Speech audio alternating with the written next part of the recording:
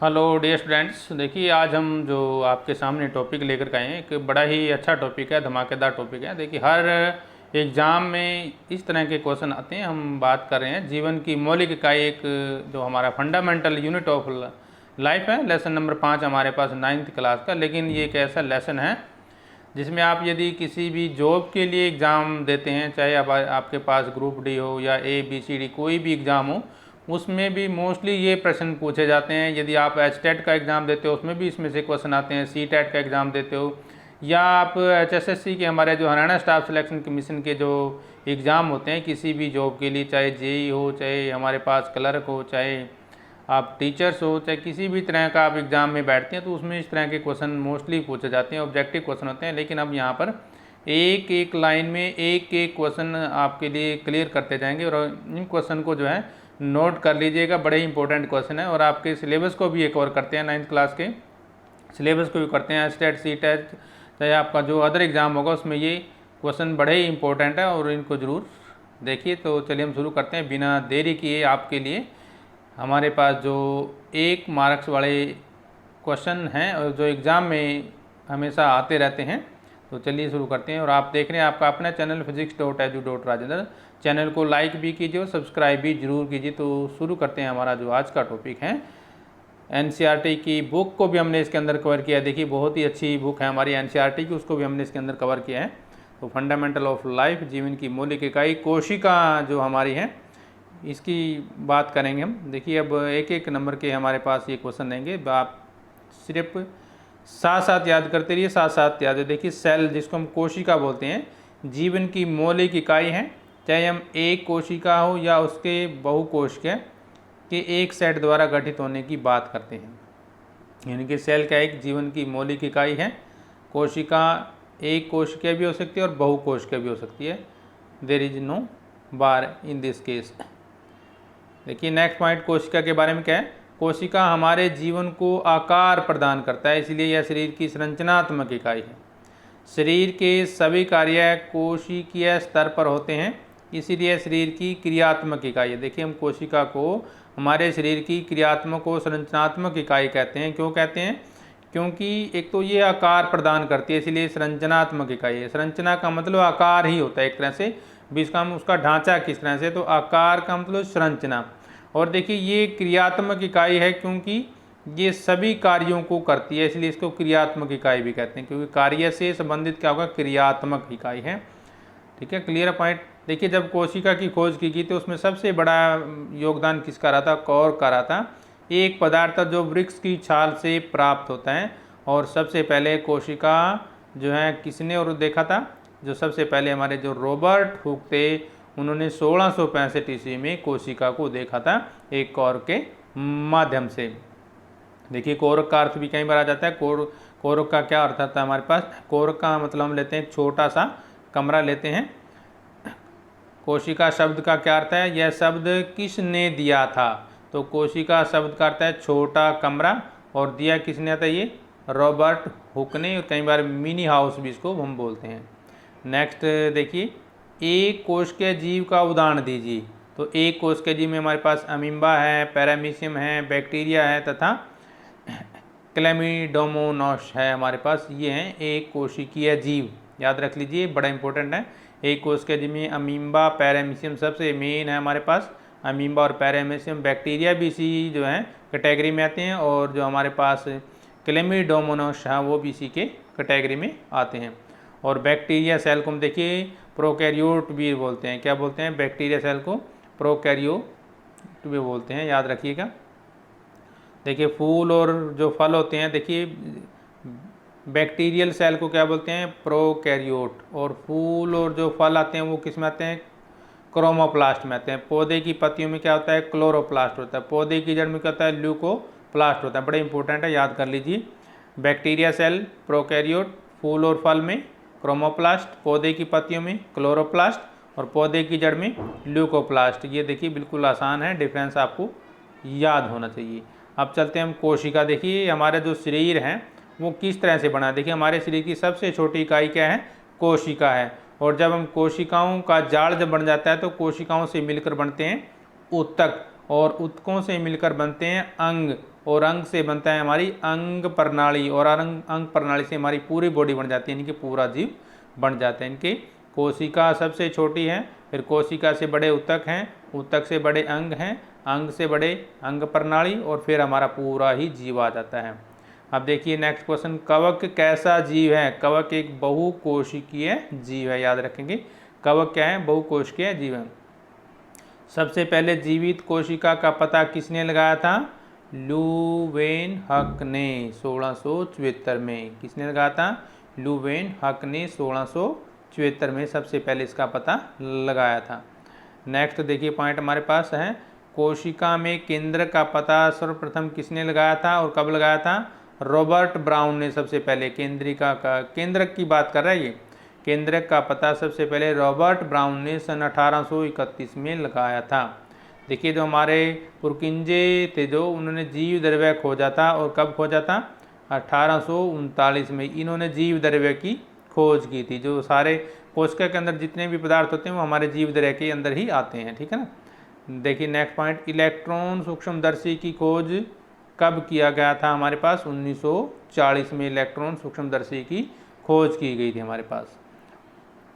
Next question देखिए हमारे पास, वह कोशिका जो अपना आकार बदलती रहती है, तो वो है एक कोशिका, और वो क्या है? अमीबा। क्या है? अमीबा। देखिए श्रम विभाजन किस में होता है? हमेशा एक कोशिकीय जीवों में श्रम विभाजन होता है। प्रत्येक बहुकोशिकीय जीव एक कोशिका से ही विकसित हुआ है, मतलब पहले हमारे पास सिर्फ एक सिंगल कोशिका थी, और इन्हीं कोशिकाओं से मिलकर क्या बनते हैं? हमारे पास बहुकोशिकीय जीव बनते हैं। देखिए कोशिकांग क्या होता है? कोशिका का विशिष्ट घटक कोशिका का अंग बोलते हैं। देखिए कोशिकांग यानी कि कोशिका के जो अंग हैं और जो विशिष्ट कार्य करता है, जैसे कोशिका में नए पदार्थों का निर्माण करता है, अपशिष्ट पदार्थों का निष्कासन करता है, तो ये कोशिकांग के कारण ये कोशिका जीवित रह सकती है। नेक्स्ट क्वेश्चन देखिए, वर्णात्मक पारगम्य झिल्ली किसे कहते हैं? कोशिका झिल्ली को। किसको बोलते हैं? कोशिका झिल्ली को वर्णात्मक पारगम्य झिल्ली बोलते हैं। नेक्स्ट देखिए क्वेश्चन हमारा, कोशिका के चारों ओर प्लाज्मा झिल्ली होती है। कोशिका के चारों ओर क्या होती है? प्लाज्मा झिल्ली होती है, याद रखिएगा। और ये झिल्लियाँ किससे बनती है? लिपिड और प्रोटीन की बनी होती हैं। कोशिका के चारों ओर प्लाज्मा झिल्ली होती है, और ये किसकी बनती है? लिपिड और प्रोटीन की बनी होती है। कुछ पदार्थ जैसे कार्बन डाइऑक्साइड अथवा ऑक्सीजन कोशिका झिल्ली के आर पार किस प्रक्रिया द्वारा आ जा सकते हैं? इंपॉर्टेंट है, देखिए विसरण प्रक्रिया के द्वारा। देखिए कोशिका के अंदर भी पदार्थ आते हैं और बाहर भी जाते रहते हैं। जिस तरह हम सांस लेते हैं ना, हमारे अंदर सांस अंदर जाती है फिर बाहर आती है, यानी कि हम अंदर ऑक्सीजन लेके जाते हैं, कार्बन डाइऑक्साइड बाहर छोड़ते हैं। तो ये सारा इसी प्रकार का एक विसरण प्रक्रिया है हमारे पास, जिसमें कार्बन डाइऑक्साइड या ऑक्सीजन कोशिका झिल्ली के आर पार आसानी से आ जा सकती हैं। देखिए नेक्स्ट पॉइंट, जो पदार्थों की गति उच्च सांद्रता से निम्न सांद्रता की ओर होती है, यानी कि विसरण जो प्रक्रिया होती है उसमें जो गति होगी उच्च सांद्रता से निम्न सांद्रता की ओर होगी। उच्च सांद्रता का मतलब, सांद्रता का मतलब हम घनापन लेते हैं, सांद्रता का मतलब लेते हैं घनापन। उच्च सांद्रता का मतलब बहुत ही ज़्यादा सांद्रता किसकी ओर जाएगी? निम्न सांद्रता की ओर जाएगी। नेक्स्ट देखिए, जब कोशिका में ऑक्सीजन की सांद्रता कम हो जाती है, इसी से रिलेटेड प्रश्न है, जब कोशिका में ऑक्सीजन की सांद्रता कम हो जाती है तो ऑक्सीजन बाहर से कोशिका में किस प्रक्रिया द्वारा अंदर चला जाता है? वही विसरण प्रक्रिया द्वारा। कौन, क्या नाम है उस प्रक्रिया का? विसरण प्रक्रिया। अब देखिए नेक्स्ट क्वेश्चन, अल्प प्राशन दाबी विलयन किसे कहते हैं? जब जल प्राशन विधि द्वारा शरीर के अंदर जाता है, जब जल प्राशन विधि द्वारा शरीर के अंदर जाता है तो उसको बोलते हैं अल्प प्राशन दाबी विलयन। ईआर देखिए क्या होती है हमारे पास? अंतःकोशिकीय परिवहन तथा उत्पादक सतह के रूप में कार्य करता है। अब नेक्स्ट पॉइंट हमारे पास, अति प्राशन दाब विलयन किसे कहते हैं?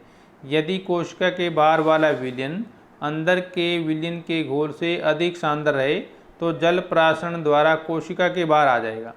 ऐसे विलयन को अति प्राशन दाब विलयन कहते हैं। समप्रासार्य विलयन में शुद्ध गति हमारी नहीं होती। नेक्स्ट क्वेश्चन देखिए, पौधों के मूल द्वारा, मूल का मतलब जड़ द्वारा जल का अवशोषण किसका उदाहरण है? प्रासरण प्रक्रिया। ये कौन सी प्रक्रिया है? प्रासरण। देखिए पेड़ पौधे जो हैं, जो पेड़ पौधों की जड़ें होती है ना छोटी छोटी, वो प्रासरण विधि से पानी लेती हैं और पौधे के पूरे शरीर में उसको पहुंचा देती हैं। नेक्स्ट क्वेश्चन देखिए, केवल जीवित कोशिकाओं में ही प्रासरण द्वारा जल अवशोषण क्षमता होती है, मृत कोशिकाओं में नहीं। यानी कि प्रासरण सिर्फ जीवित कोशिकाओं में होता है, मरी हुई कोशिकाओं में नहीं होता। नेक्स्ट क्वेश्चन देखिए, कौन सी क्रिया कोशिका को अपने बाहर पर्यावरण से पोषण ग्रहण करने में सहायता करती है? क्या नाम है उसका? विसरण प्रक्रिया। क्या होती है? विसरण प्रक्रिया। आगे देखिए, प्लाज्मा झिल्ली लचीली है, यह किसकी बनी होती है? अभी बात आई थी लिपिड और प्रोटीन की बनी होती है। अमीबा अपना भोजन किस प्रक्रिया द्वारा प्राप्त करता है? एंडोसाइटोसिस। कौन सी विधि है वो? एंडोसाइसिस, जिसमें अमीबा अपना भोजन ग्रहण करता है, उस विधि का नाम है हमारे पास। देखिए क्रोमोप्लास्ट, जिसमें क्लोरोफिल होता है, उन्हें क्लोरोप्लास्ट कहते हैं। ये प्रकाश संश्लेषण करते हैं। पौधे की जड़ों द्वारा पानी का अवशोषण भी प्रासरण का एक उदाहरण है। ये बार बार बात आ रही है ना। नेक्स्ट क्वेश्चन, पौधों को संरचनात्मक दृढ़ता कौन प्रदान करता है? सेलुलोज। देखिए एक ऐसा पदार्थ है जो पौधों को संरचनात्मक दृढ़ता प्रदान करता है। नेक्स्ट क्वेश्चन, जब किसी पादप कोशिका में प्रासरण द्वारा पानी की हानि होती है तो कोशिका झिल्ली सहित आंतरिक पदार्थ संकुचित हो जाते हैं। इस घटना को हम क्या कहेंगे? जीव द्रव्य कुंजन। क्या बोलेंगे? जीव द्रव्य कुंजन, या कुंचन भी बोल देते हैं कई बार। केवल जीवित कोशिकाएं ऑस्मोसिस द्वारा पानी को अवशोषित करती हैं, मृत कोशिकाएं नहीं। वही दोबारा हमारे पास ये पॉइंट आ गया। यानी कि चीनी के घोल में पत्ता सिकुड़ जाता है, लेकिन उबलते पानी में पत्ती और फिर चीनी का घोल प्लास्मोसिस नहीं दिखाएगा। नेक्स्ट क्वेश्चन, पादप कोशिका भित्ति किसकी बनी होती है? बार बार वही क्वेश्चन, इंपॉर्टेंट क्वेश्चन है। सेलुलोज की बनी होती है। किसकी बनी होती है? सेलुलोज की बनी होती है। नेक्स्ट क्वेश्चन देखिए, केंद्रक में क्रोमोसोम होते हैं, ये याद रखेंगे। केंद्रक में क्रोमोसोम इनके गुणसूत्र होते हैं, जो कोशिका विभाजन के समय किस आकृति की दिखाई देती है? वो होती है छड़ाकार दिखाई देती है। नेक्स्ट पॉइंट और इम्पोर्टेंट हमारे पास, क्रोमोसोम में अनुवांशिक गुण होते हैं जो माता पिता से डीएनए अणु के रूप में अगले पीढ़ी में चले जाते हैं। तो ये क्रोमोसोम किसका बना होता है? डीएनए और प्रोटीन का बना होता है क्रोमोसोम। तो नेक्स्ट क्वेश्चन, डीएनए के क्रियात्मक खंड को क्या बोलते हैं? जीन बोलते हैं। क्या बोलते हैं? जीन। जो डीएनए का क्रियात्मक खंड है उसको क्या बोलते हैं? जीन बोलते हैं। याद रखेंगे, ठीक है ना। बिल्कुल बिल्कुल अच्छे तरीके से याद रखिएगा। नेक्स्ट पॉइंट, जो कोशिका विभाजन नहीं हो रही उसमें डीएनए किस रूप में विद्यमान होता है? क्रोमेटिन के रूप में। बैक्टीरिया जैसे कुछ जीवों में कोशिका का केंद्रकीय क्षेत्र बहुत कम स्पष्ट होता है, क्योंकि इसमें केंद्रक झिल्ली नहीं होती। ऐसे अस्पष्ट केंद्रक में केवल क्रोमेटिन पदार्थ विद्यमान होता है, और इस क्षेत्र को हम बोलते हैं केंद्रीय काय। नेक्स्ट क्वेश्चन देखिए हमारे पास, जिन जीवों की कोशिकाओं में केंद्रक झिल्ली होती है उसे क्या कहते हैं? यूकैरियोट। क्या बोलते हैं उसको? यूकैरियोट। जिन जीवों की कोशिकाओं में केंद्रक झिल्ली होती है उसको बोलते हैं यूकैरियोट। अगला क्वेश्चन देखिए हमारे पास, ऐसी चीज जिसकी कोशिकाओं में केंद्रक झिल्ली नहीं होती उसे क्या कहते हैं? प्रोकैरियोट। प्रो का मतलब आदि अथवा पूर्व, और कैरियोट का मतलब केंद्रक। क्लियर है? समझ में आ रहा पॉइंट?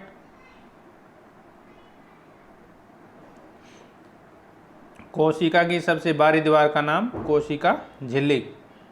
नेक्स्ट क्वेश्चन, प्रकाश संश्लेषी बैक्टीरिया में क्लोरोफिल झिल्लीदार पुटिका यानी कि थैली की तरह की संरचना के साथ होता है, जबकि यूकैरियोटिक कोशिका में क्लोरोफिल किस में होता है? प्लास्टिड में होता है। नोट इंपॉर्टेंट है ये, प्लास्टिड में। कोशिका द्रव्य तथा केंद्रक दोनों मिलकर संयुक्त रूप से क्या बनाते हैं? जीव द्रव्य। कोशिका द्रव्य तथा केंद्रक दोनों संयुक्त रूप से मिलकर क्या बनाते हैं? जीव द्रव्य। प्रोकैरियोटिक कोशिका का आकार तथा यूकैरियोटिक कोशिका का आकार क्रमशः कितना होता है हमारे पास? 1 माइक्रोमीटर या 10 की शक्ति 6 -6, 10⁻⁻6, 10 की शक्ति -6, और या 5 से 10 माइक्रोमीटर हम बोल सकते हैं। प्रोकैरियोटिक कोशिका में कितने क्रोमोसोम पाए जाते हैं? केवल एक क्रोमोसोम होता है। यूकैरियोटिक कोशिका में एक से अधिक क्रोमोसोम पाए जाते हैं। ठीक है ना, याद रखेंगे। अंतर्द्रव्यी जालिका, जिसको हम ER बोलते हैं, अंतर्द्रव्यी जालिका की फुल फॉर्म क्या आती है? ER की फुल फॉर्म अंतर्द्रव्यी जालिका। कितने प्रकार के होते हैं? 2 होते हैं। एक तो अंतर्द्रव्यी जालिका यानी कि RER, चिकनी अंतर्द्रव्यी जालिका यानी कि SER। फुल फॉर्म याद कर लीजिए। अंतर्द्रव्यी जालिका यानी कि RER। RER की फुल फॉर्म क्या है? खुरद्रवी अंतर्द्रव्यी जालिका। खुरदरी क्यों होती है? क्योंकि इस पर राइबोसोम लगे होते हैं और राइबोसोम पर प्रोटीन का संश्लेषण होता है। RER यानी कि खुरदरी अंतर्द्रव्यी जालिका तैयार प्रोटीन को आवश्यकतानुसार ER के द्वारा कोशिका के अन्य भागों में भेज देता है। कुछ प्रोटीन तथा वसा कोशिका झिल्ली को बनाने में सहायता करते हैं। इस प्रक्रिया को क्या कहते हैं? जीवात या जीव जनन बोलते हैं हम। ठीक है ना। वसा लिपिड अणुओं को बनाने में कौन सहायता करता है हमारे पास? SER। अंतर्द्रव्यी जालिका यानी कि ER में संश्लेषित पदार्थ गॉल्जी उपकरण में पैक किए जाते हैं। क्या है ये? गॉल्जी। गॉल्जी इस तरह से लिखते हैं, मंकी वो लगा के चंद्रवाड़ा, गॉल्जी। उन्हें कोशिका के बाहर तथा अंदर विभिन्न क्षेत्रों में भेज दिया जाता है। गॉल्जी उपकरण के द्वारा किसको बनाया जाता है? लाइसोसोम। किसको बनाया जाता है? लाइसोसोम। लाइसोसोम कोशिका का अपशिष्ट निपटाने वाला तंत्र है। लाइसोसोम बाहरी पदार्थ की कोशिका अंगों के टूटे फूटे भागों को पाचित करके कोशिका को साफ करते हैं। तो ये हैं हमारे लाइसोसोम के कार्य। लाइसोसोम बहुत शक्तिशाली पाचनकारी एंजाइम होते हैं जो सभी कार्बनिक पदार्थों को तोड़ सकते हैं। देखिए, कोशिकाएं चयापचय यानी कि मेटाबॉलिज्म में व्यवधान के कारण होता है। लाइसोसोम क्या है? फट जाते हैं और एंजाइम अपनी कोशिका को पाचित कर देते हैं, इसलिए इस कोशिका को आत्मघाती थैली भी बोलते हैं। किसको? लाइसोसोम को। कैमिलो गॉल्जी का जन्म कब और कहाँ हुआ था? जुलाई 1843 ब्रासिका के समीप कोर्टनो में हुआ था। कैमिलो गॉल्जी ने अकेली तंत्रिका तथा कोशिका संरचनाओं को अभिरंगित करने की क्रांतिकारी विधि प्रदान की। इस विधि को क्या बोलते हैं हम? Black reaction. क्या नाम है विधि का? Black reaction. अगला क्वेश्चन देखिए, कैमिलो गॉल्जी ने ब्लैक रिएक्शन में किस यौगिक का प्रयोग किया था? सिल्वर नाइट्रेट का। किसका किया था? सिल्वर नाइट्रेट का। कैमिलो गॉल्जी को कब नोबेल पुरस्कार दिया गया था? उसको नोबेल पुरस्कार दिया गया था 1906 में। कैमिलो गॉल्जी को सैंटियागो रेमिनो कजाल संयुक्त रूप से किस कार्य के लिए नोबेल पुरस्कार से सम्मानित किया गया था? क्योंकि उसने तंत्रिका तंत्र की संरचना के लिए कार्य किया था, इसलिए उसको नोबेल पुरस्कार मिला था। ATP का full form adenosine triphosphate. Adenosine triphosphate important question है। देखिए, माइटोकॉन्ड्रिया में दोहरी झिल्ली होती है, बाहरी झिल्ली छिद्रयुक्त होती है और भीतरी झिल्ली बहुत अधिक वलित होती है। आगे देखिए, खुरदरा अंतर्द्रव्यी जालिका की फॉर्म RER। चिकनी अंतर्द्रव्य जालिका की फुल फॉर्म SER। माइटोकॉन्ड्रिया अपना कुछ प्रोटीन स्वयं बनाते हैं। माइटोकॉन्ड्रिया बहुत अद्भुत अंगत है क्योंकि इसमें उसका अपना DNA यानी कि जो अपना प्रोटीन है उसको बोलते हैं हम DNA। क्या बोलते हैं? DNA है। DNA की full form deoxy ribonucleic acid. Deoxy ribonucleic अम्ल होता है हिंदी में। प्लास्टिड किस में पाया जाता है? केवल पौधों की कोशिका में प्लास्टिड पाया जाता है। और ये 2 प्रकार का था हमारे पास, क्रोमोप्लास्ट यानी कि रंगीन प्लास्टिड तथा ल्यूकोप्लास्ट श्वेत या रंगीन प्लास्टिड। जिस प्लास्टिड में क्लोरोफिल वर्णक होता है उसे बोलते हैं क्लोरोप्लास्ट। इंपॉर्टेंट क्वेश्चन है। जिस प्लास्टिड में क्लोरोफिल वर्णक होता है उसको क्या बोलते हैं? क्लोरोप्लास्ट। नेक्स्ट देखिए, ल्यूकोप्लास्ट प्राथमिक रूप से अंगक है जिसमें स्टार्च, तेल, प्रोटीन जैसे पदार्थ संचित होते हैं। माइटोकॉन्ड्रिया की तरह प्लास्टिड में भी अपना DNA राइबोसोम होता है। अब देखिए कुछ जीव और उनके गुणसूत्र। मानव में हमारे पास टोटल 46 गुणसूत्र होते हैं जिसको हम क्रोमोसोम बोलते हैं। मच्छर में 6 होते हैं और मटर में 14 होते हैं, टमाटर में 24, बिल्ली में 38, चिंपांजी में 48, चूहे में 40। इम्पोर्टेंट है ये क्रोमोसोम की संख्या, गुणसूत्रों की संख्या।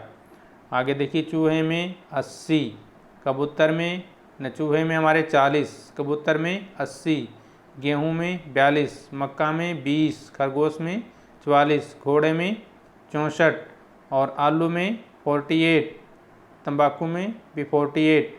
बड़ी राजधानियाँ किस में पाई जाती हैं? पादप कोशिका में।